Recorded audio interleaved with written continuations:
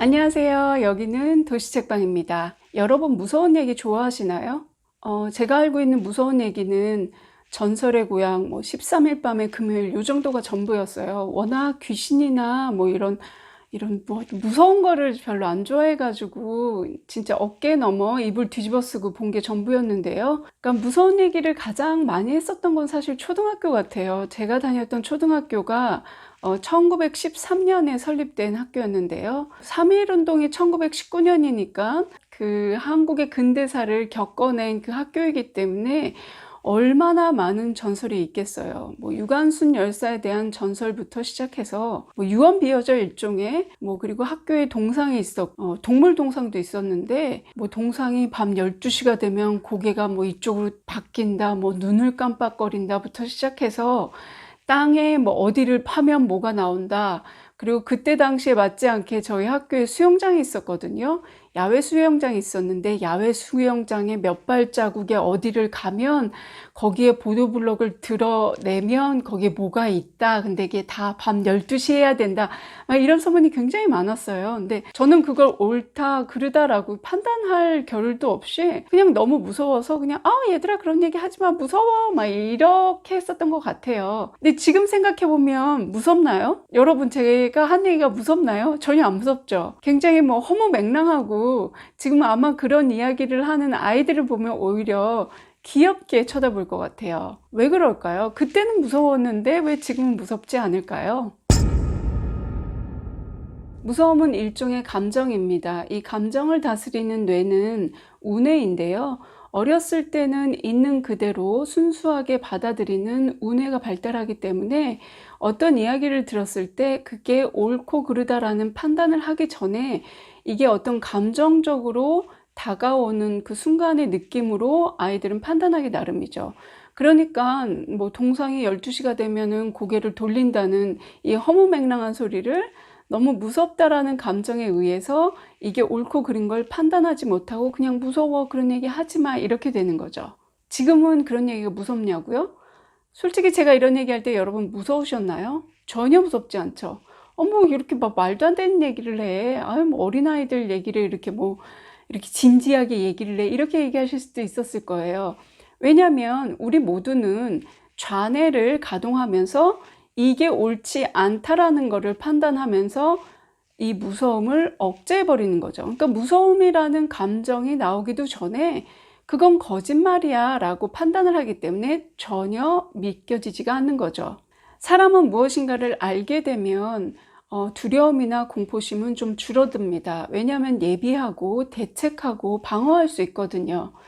귀신의 집이 여전히 무서운 이유는 언제 어디에서 무엇이 어떻게 툭 하고 튀어나올지 모르기 때문입니다.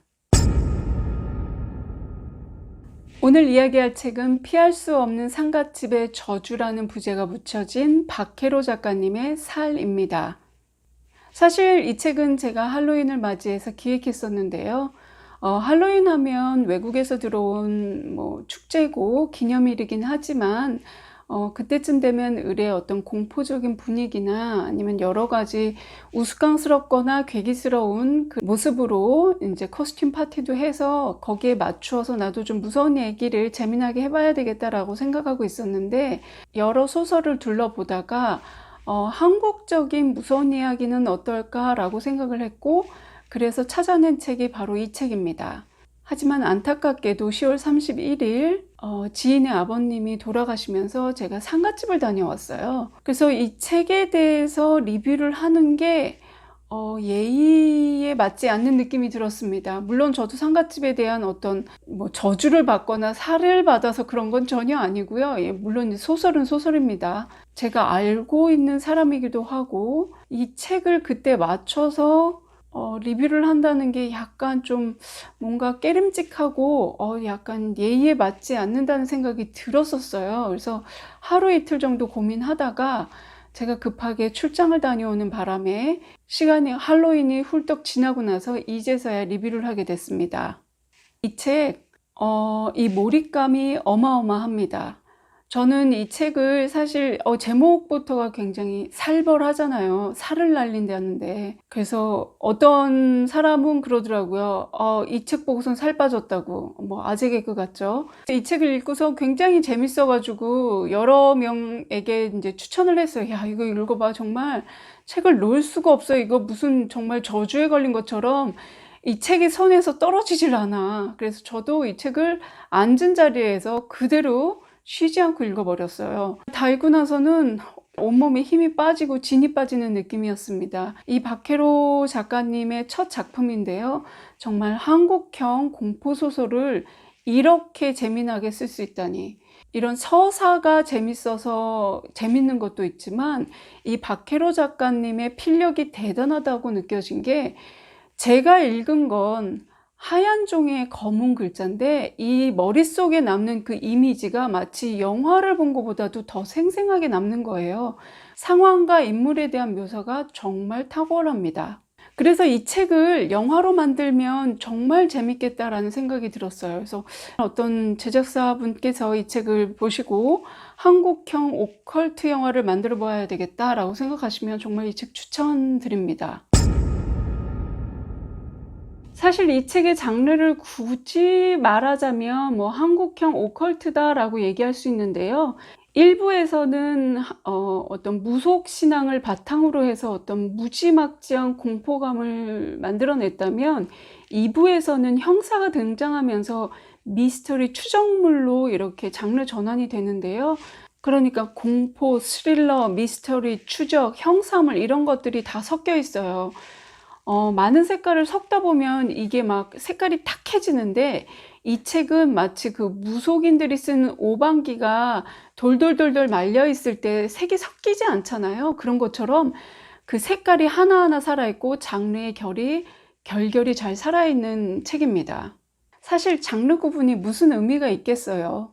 진짜 저는 이렇게 재밌게 읽은 책은 요즘 들어서 처음이었던 것 같아요. 물론 여러 가지 책들이 있었지만 정말 흥미 위주, 재미 위주로 따진다면 이 책과 이제 다음번에 제가 할 또 신을 받으라, 이 박혜로 작가님의 책이 정말 재밌었던 것 같습니다. 이 책은 1부와 2부로 구성되어 있는데요.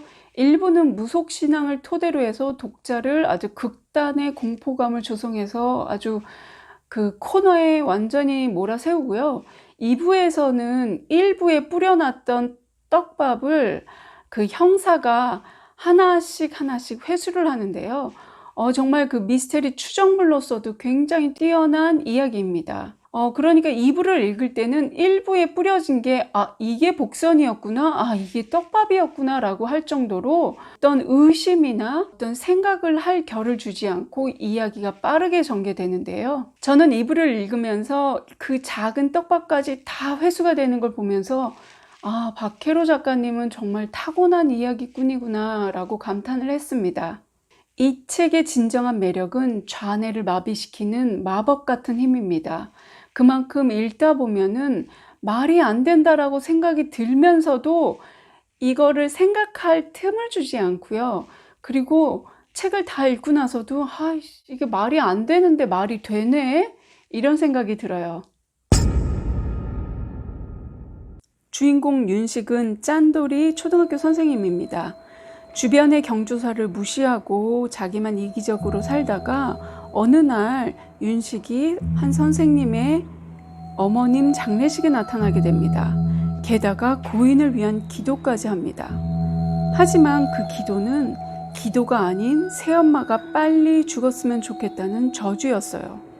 4번의 장례식에 가서 이러한 저주의 주문을 외우고 부적과 신물을 태워야 했습니다. 그러면 새엄마가 죽는다는 한 나쁜 무속인의 말을 듣고 그렇게 살을 날리는 의식을 하게 된 거죠. 새엄마를 왜 죽이고 싶었느냐? 시골 총각 선생님 앞에 어떤 서울의 예쁘고 세련되고 집안도 빵빵한 선생님이 하나 나타납니다. 이 이영이라는 선생님을 위해서 누나에게 거짓말로 돈도 빌리고 아파트를 사고 어떻게든 이 여자를 자신의 여자로 만들기 위해 노력하는데요. 그러던 어느 날 자신의 아빠를 살해한 혐의로 무기징역을 받았던 새엄마가 떡하니 나타납니다. 새엄마 때문에 자신의 결혼이 무산될 거라고 너무 겁내고 두려워하다가 이 사실을 이영희에게 고백하죠. 이렇게 힘든 시어머니를 사랑하는 여자가 모실 수 없다고, 그래서 이별을 하자고 선언을 합니다. 하지만 이영희는 그러지 말고 나도 당신과 같이 하고 싶은데, 자기가 잘 아는 무속인이 있다면서 직접 소개를 해줍니다. 그렇게 해가지고 4번의 저주의식을 하면 새엄마가 죽는다고 알려주죠. 그렇게 윤식은 4번의 저주의식을 행하게 됩니다. 그러는 사이에 진짜로 새엄마가 죽고 그와 동시에 윤식의 주변 사람들도 하나 둘씩 죽어나갑니다. 그냥 곱게 죽는 게 아니라 살과 뼈가 찢어지는 그런 비명 행사를 맞게 되죠. 윤식은 그런 죽음을 하나하나씩 목격하면서 동시에 미쳐갑니다. 그리고 2부에서는 이 모든 죽음과 미스터리 사건들을 해결하는 윤식의 친구 종환의 화력으로 진실이 하나 둘씩 드러나게 됩니다. 그러니까 앞쪽 1부에서는 정말 사람이 어떻게 다스릴 수 없는 어떤 정말 무속신앙, 눈에 보이지 않는 영들의 싸움이라고 한다면 2부에서는 이 주인공의 친구인 형사가 나타나서 어떤 법적으로 어떤 경찰의 힘으로 이 사건을 해결하려고 노력을 합니다. 그러니까 전설의 고향이냐 13일 밤의 금요일이냐 요건 거죠. 귀신과의 싸움이냐 아니면 사람과의 싸움이냐, 이 두 가지가 오묘하게 섞여서 나오기 때문에 누가 누구랑 싸우는지 나중에는 잘 알 수가 없게 돼요. 사람이 무서울 때는 경찰과 법이라는 제도를 통해서 일종의 보호를 받을 수도 있고 보상을 받을 수도 있습니다. 하지만 귀신이 무서울 때는 어떻게 해야 되나요? 아니, 눈에 보이지도 않는 그 귀신이 뭐가 무서워? 라고 얘기도 할 수 있겠지만 눈에 보이지 않기 때문에 더 무서운 거 아닌가요? 눈에 안 보인다고 존재하지 않는 건가요? 그렇다면 여기에도 뭔가가 있나? 여기에도 뭔가가 있을까요? 무섭네요. 이렇게 인간의 이성으로 판단하지 않고 과학으로도 증명되지 않는 세계를 오컬트라고 얘기를 하는데요. 오컬트는 사람의 어떤 합리적인 이야기나 어떤 개연성에 따라서 풀어낼 수 있는 이야기가 아니에요. 언제 어디에서 무엇이 터져 나올지 모르는 그러한 공포감과 두려움을 만들어내는데 아주 딱 좋은 하나의 장르입니다. 알지 못하는 영역, 인간의 머리로, 인간의 능력으로 해결할 수 없는 영역이 오컬트였다면 인류 최초의 인간이 무지하고 잘 과학이 발달하지 않았던 시절에는 여러 오컬트가 있었는데, 어떻게 보면 지금 우리가 믿고 있는 여러 종교가 오컬트의 기원이라고 할 수도 있죠. 오컬트의 역사나 이야기를 듣다 보면은 말이 안 되는데 은근히 마음이 끌리기도 합니다. 이게 바로 인간의 호기심이고 어떤 인간의 도전 정신이 아닌가 싶어요. 인간이 알 수 없기 때문에 더 알고 싶어 하는 호기심이 더 자극되는 거죠. 오컬트라는 말이 좀 생소하시다는 분은 아마 초능력, 점성술, 별점, 심령술, 영매, 무당 이런 것들 다 아시잖아요. 이런 것들이 오컬트의 하나의 장르인데요. 하지만 과학이 발달하면서 이 오컬트의 영역이 점점 줄어들었어요. 17세기, 18세기에는 이러한 것을 믿는 사람들을 굉장히 무지하다라고 판단을 했지만 오히려 이렇게 현대에 들어와서 점점 더 사회가 복잡하고 인간의 문제가 해결되지 않는 것들이 너무 많아지니까 이 오컬트가 다시 성행하고 있는데요. 다시 한번 말씀드리지만 저는 하나의 문화의 장르로서만 이야기를 하려고 합니다. 종교적인 잣대로 이 영상을 판단하지 마시고요. 일종의 문화의 트렌드로서 봤을 때 이 오컬트가 새롭게 떠오르는 장르다라고만 이해하시면 될 것 같아요. 과학이 발달하고 사회가 복잡해질수록 이러한 오컬트 현상이 두드러지는데요. 오컬트를 풀어내고자 하는 도전적인 인간의 마음도 마음이겠지만 이 복잡한 사회에서 개인의 욕망과 의지로서 해결되지 않는 여러 것들이 있기 때문에 이런 오컬트 문화는 도드라지게 유행하게 됩니다. 개인의 욕망은 점점 더 세분화되고 많아지는데 그걸 채울 수 있는 길은 오히려 더 복잡하고 힘들어지는 거죠. 그리고 이렇게 딱딱 맞아떨어지는 이성적인 세계관에 약간 질리기도 하고, 그런 계산적인 마인드보다는 차라리 이렇게 믿기 어려운 어떤 초현실적인 현상에 마음이 쏠리는 것도 인간의 의지와 개인의 욕망이 어떤 접점을 이루지 못하기 때문인 것 같습니다. 이러한 트렌드를 문화계가 놓칠 리가 없죠. 사실 영화 쪽에서 오컬트는 굉장히 매니아층에 있었던 호불호가 강한 비주류계의 영화 장르였었는데요. 이런 오컬트 영화가 한국에서도 굉장히 대중적으로 알려지게 됐는데, 그 대표적인 영화가 검은 사제 그리고 곡성이었습니다. 그 이후로 사바하, 변신, 사자, 그 다음 또 하정우가 주연하게 될 클로젯이라는 영화도 오컬트 영화로 알려져 있습니다. 방송계는 OCN이 어떤 장르 드라마의 선두주자로서 여러 가지 시도를 하고 있는데요. 작년 여름에 선보였던 손더게스트, 그 다음 프리스트, 그 다음 빙의, 이런 드라마들로 오컬트를 대중들에게 선보이고 있습니다. 책의 리뷰하면은 뭐 등장인물을 얘기한다든가 사회적인 배경을 얘기한다든가 아니면 책의 구성을 얘기한다든가, 그래서 뭐 제가 읽은 느낌을 얘기하는 걸로 보통 이제 책의 리뷰가 되는데요. 사실 이 책을 리뷰하기가 참 어려웠어요. 왜냐하면 이 내용 자체가 진의를 판단하기 어려운 내용이에요. 이게 어떤 나는 이걸 믿는다 안 믿는다라는 어떤 과학과 어떤 종교의 영역이 아니기 때문에 이 내용을 판단하기가 굉장히 어렵고요. 그리고 이러한 책을 잘못 얘기하다 보면은 어떤 종교적인 편견에 쏠린 비난을 얻을 수도 있거든요. 근데 저는 처음부터 얘기를 했지만 이 책은 어디까지나 소설은 소설이고, 그리고 문화의 한 장르로서 다루고 싶다라고 얘기를 했습니다. 그래서 저는 솔직하게 이 책을 말씀드리자면 정말 재미는 있지만 그 내용의 진위에 대해서는 알고 싶지 않다. 그리고 알 수도 없고 모른다라고 얘기하겠습니다. 그렇기 때문에 이게 오컬트인 거예요. 오컬트라는 그 개념 자체가 인간의 이성으로서 알 수 없는 영역이라고 얘기를 하거든요. 그런 영역을 제가 어떻게 함부로 기다 아니다 라고 얘기할 수 있겠어요. 그래서 저는 이 책을 어떤 자신의 종교적인 믿음과 확신이 확고하신 분들한테는 전혀 추천하지 않습니다. 왜냐하면 그런 분들이 읽으면 읽고 나서 막 화가 날 거예요. 이렇게 말도 안 되는 믿음으로 말도 안 되는 뭐 이런 걸로 책을 썼어 라고 화를 낼 수도 있어요. 그러니까 이 책은 그런 사람들보다는 나는 이런 것도 궁금하고 저런 것도 궁금하고, 이 세상에는 내가 모르는 또 다른 세상이 있을 거야, 내가 아는 게 전부가 아니지라고 열린 마음을 갖고 계신 분들에게 추천을 합니다.